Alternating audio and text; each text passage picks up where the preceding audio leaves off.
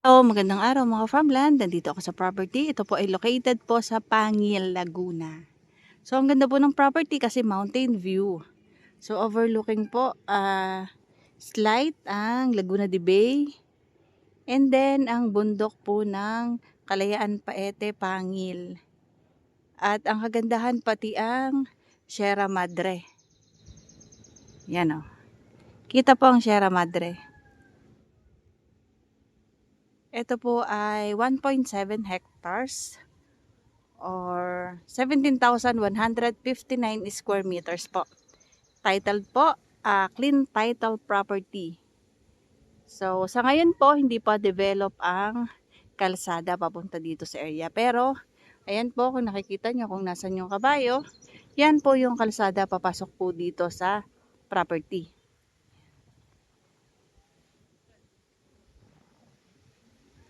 Ito po ay more or less po, nasa 500 meters away doon po sa provincial road ng Mabitak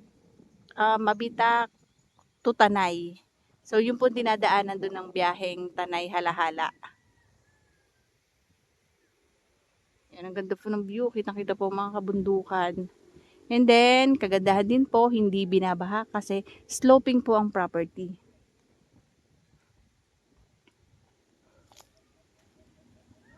At ang kagandahan po, pasok po ang sasakyan hanggang dito po sa front nung lupa. So, ang lupa po ay nandun. Doon po mag-start. Kung makikita nyo, yung linya ng kuryente, nandyan po yung provincial road. Ayan. Yan. Yan po yung poste, yung linya ng kuryente.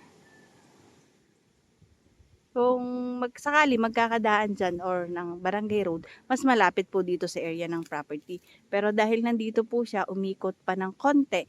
Kaya po naging 500 meters away doon sa provincial road. Makakapasok naman yung sasakyan dito sa daan na ito. Yun nga lang, pag mga lowered yung kotse, mahihirapan pong pumasok. Ayan, ito. Kalsada pa yan paakyat doon sa property. So, ang property ay mag-i-start dyan sa may mga saging. Ginawa dito. Ang dami ding puno ng mangga, saging, may niyog. And ayan nga po, meron pong mga kabataan na nandito sa ilalim ng puno ng mangga. So, dito start ng muhon. Pataas, papunta po doon sa may saging, boundaryhan. May kawayan. Yan ang boundary. So, ayan o, ang ganda po ng view dyan. Oo nga. Ganda gawing camping site. Yan, so, yan po yung boundaryhan ng property. Sige tayo, dito na lang. Ito po yung boundaryhan ng property. Ayan. May bakod siya. Tapos hanggang doon may mga barbed wire na. Ayan o, ang ganda ng view dito.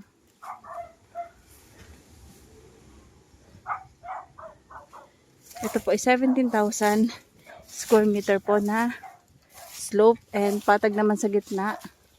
Overlooking, napakaganda pong gawing camping site. Yan o. Yan ang makikita nyong view dito sa harapan. Tapos diretso papunta po doon. So, yan. Yan po yung bakod.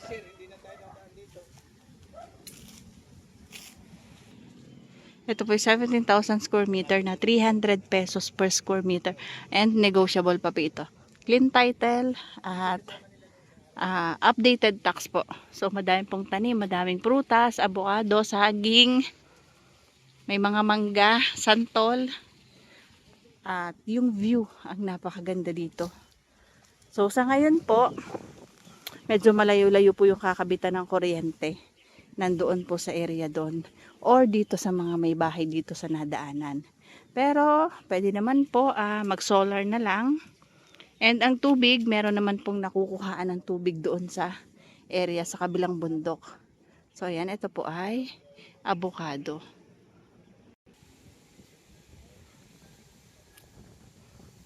Ang papunta po dito sa barangay na ito ay dumaan po ng Siniluan and ng Mabitak. Kasi nakabukod po yung way papunta dito. So kami po binabaybay namin itong area. And ang kagandahan, pag if ever na dun magbabahay sa tuktok, so kitang-kita po ang kabuuan ng mga karatig bayan at ang mga kabundukan. So 360 degree po ang view and meron po dyan na makikita din ang Laguna de Bay. So ayan, madami po itong tanim na prutas. Yan po yung boundary.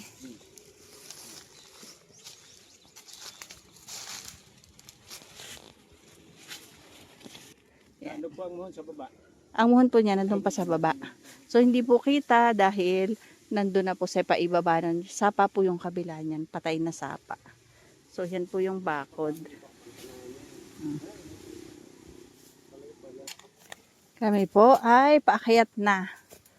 So may kasama na pong hiking ang aming pag-view sa property. Nando po ang isang muhon, oh. Kabila ng sapa. Ang May isang bad wire naman muhon dyan pa ganyan, eh. ay nandun po sa kabila pa ng sapa. Ayong kakwating yun, nasa pinakampun.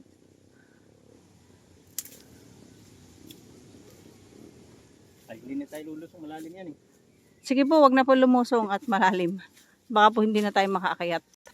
Ayan, doon sa client namin na naghahanap ng kawayan. Itong property ay may kawayan. Ha? Wala ko pa. Sloping. Sloping. Pwede mo tayo ng bahay to. Pag mapapasok ng backhoe, pwedeng ipa-backhoe.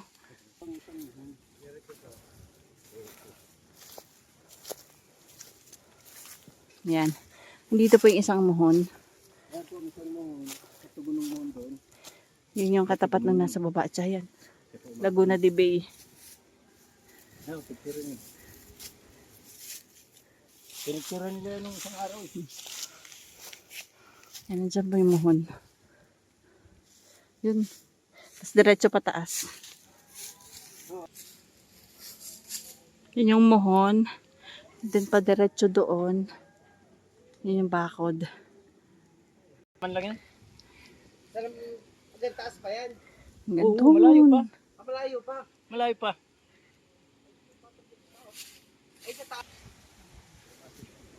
So, padahilig po ang property dito sa taas.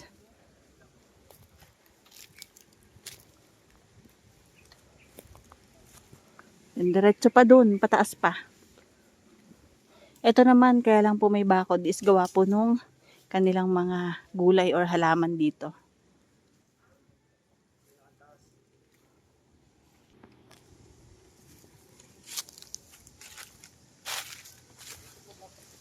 Saan po? Pero doon, kasama pa po yun?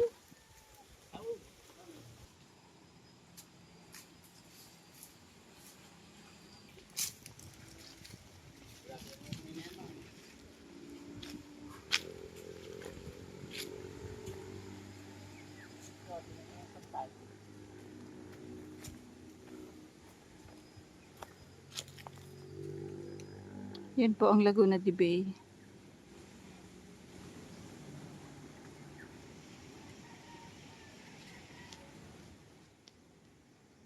Yan, sloping po dito at bahagyang kapatagan dito sa tuktok. Nasa taas po tayo. Gusto makita ang kaganda ng view, kailangan magtanggal ng puno ng saging. Ito po 17,000 square meter, 300 pesos per square meter. Negotiable po yan. Clean title po, updated tax. And TCT title po ito.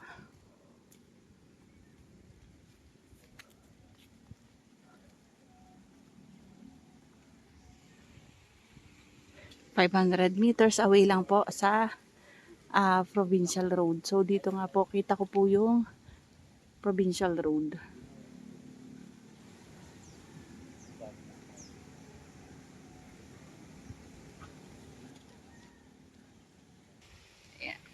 So, dyan, kasama pa po yan hanggang doon sa tuktok. Sa ngayon po, ang issue lang dito is yung tubig, pero pwede pong magpa-deep well or may pwedeng connectan, kaya lang medyo malayo-layo. At kung willing naman talaga magkaroon is ilang rolyo ng hose ang i-connect doon sa ano, sa bukal. Nawawala ako sa aking sarili. Ang ganda kasi ng view. Nakaka-relax. Sobrang yung hangin nakakaantok.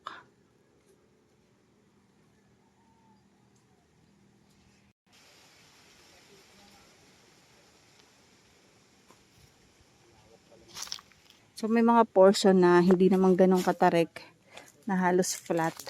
And may mga portion na talagang merong pataas. Mga langka and mga mangga.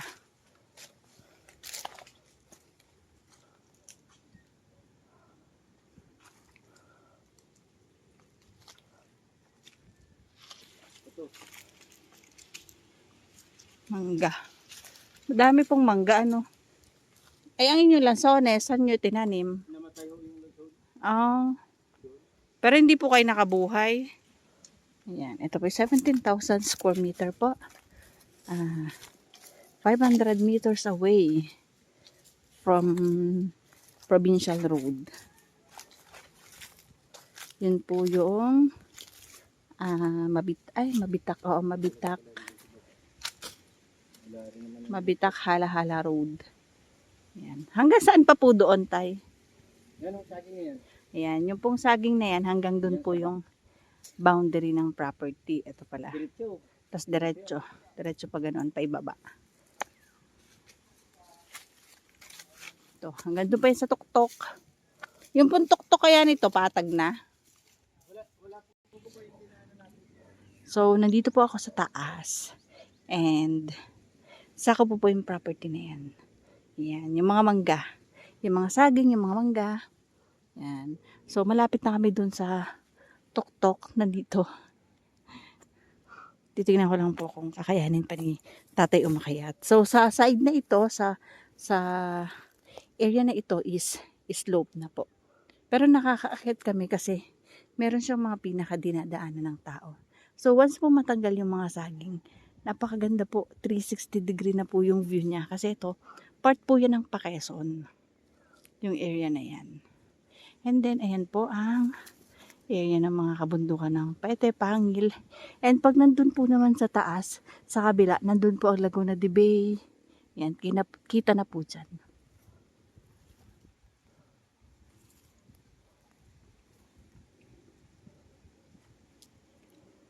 Ganda rito. Ayan po yung sa may Provincial Road. Ganda rito. Taniman ng kalamansi. Ganda ng view.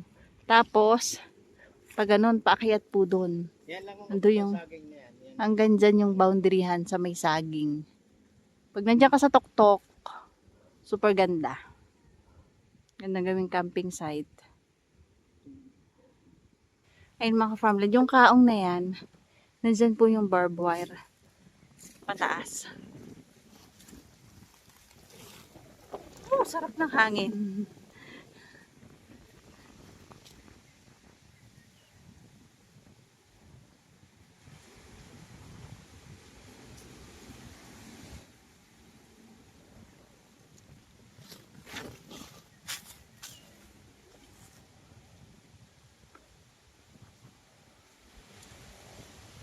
Ayan, ayan po yung Provincial Road. So, kitang-kita dito ang Kabayanan.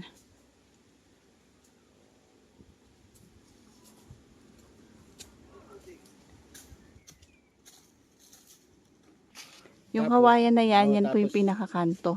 Dito po dumanan. Tapos diretso dyan. Yung nyug na yan na 20, hindi na hagip yan. Okay. Hindi na po kasama yung dalawang nyog. Ito lang isa hagip yan. Yung patay na. So hanggang dyan na lang po yung muhon. Padiretso pa doon. Yan, dito po ay may office po ang DNR. Nandito din sa tuktok ng bundok. Kalapit lang. Madami po silang mga tanim dyan. Mga grapes na malalaki. Mga ganun kalalaki sa dangkal. Ma, umangga. Yan. Yan po ang view. Sige, ano pa. Yan ang daan. Sa kanya yung lupa, tinapit mo sa Ayan mga farmland at nakapag-ikot na po kami sa property. So, dyan po sa bandang bungad na yan, medyo flat pa po. And dyan sa paitaas po, yun po sloping na. So, dun po talaga makikita kung gaano katibay ang ating mga tuhod. Yan, boundaryhan po ng property ito. Yan, then start na po yan pataas. So, semi-patag po. At ganito po yung view.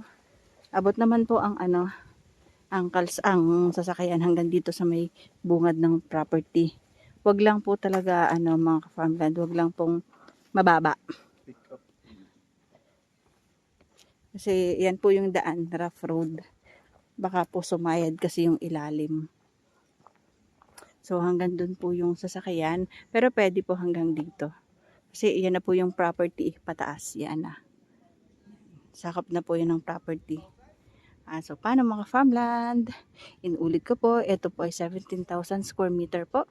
Located po sa Dambo, Pangi, Laguna. Ito po ay 300 pesos per square meter. Negotiable pa po yan. Ang kagandahan po, 500 meters away lang ang layo sa provincial road. And ang title po nito is TCT title. Clean title. Buhay ang nakapangalan sa titulo. Yan, panoorin po ninyo ito. May kadugtong na din po itong drone shot. Ginawa na din po ng drone shot mga ka-farmland. So, paano? Bye-bye po. See you for the next videos.